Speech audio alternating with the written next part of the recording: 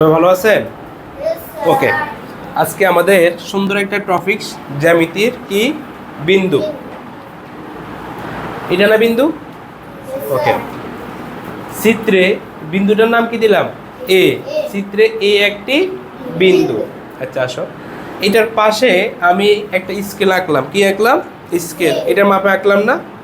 আচ্ছা, স্কেলটা আঁকতে গিয়ে আমি এখানে লাল কালার, নীল কালার এবং একটা কালো কালার চিহ্নিত করছে কি না?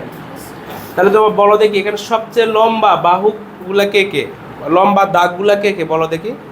মানে কোনটা? লালটা। আর তারপরে আছে দুই পাশে দুইটা কি কালার? নীল কালার। আর মাঝামাঝি একটা কালো কালারের একটা রেখা আছে বা দাগ আছে। তো এখানে আমি কি শিখলাম তোমাদেরকে, দেখো, যেটা সবচেয়ে লম্বা তার নাম কি? দৈর্ঘ্য। তার দৈর্ঘ্যটা কি? যেটা সবচেয়ে বড় সেটা হচ্ছে কি? দৈর্ঘ্য। আর যেটা পাশে থাকে ছোট সেটা হচ্ছে কি? প্রস্থ। তাহলে দৈর্ঘ্য এবং প্রস্থ আমরা কি বুঝতে পারছি? আচ্ছা, আরেকটা হচ্ছে কি? উচ্চতা। কি আছে? উচ্চতা। উচ্চতা কোনটা?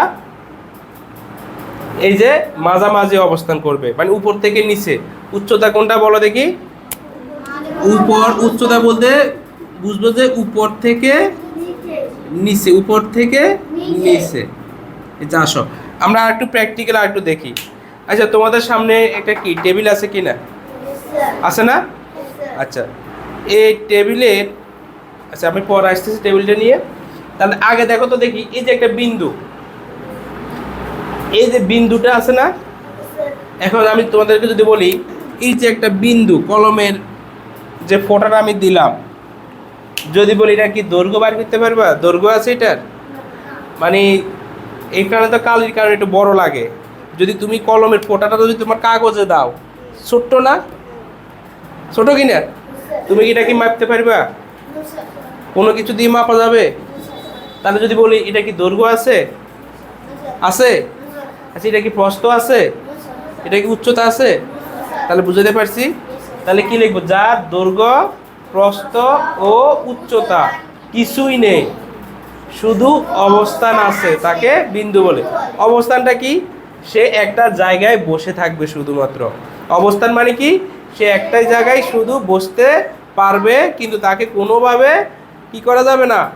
দৈর্ঘ্য, প্রস্থ, উচ্চতা নির্ণয় করা যাবে না। তাহলে তার নাম কি? বিন্দু। তাহলে বিন্দু কাকে বলে?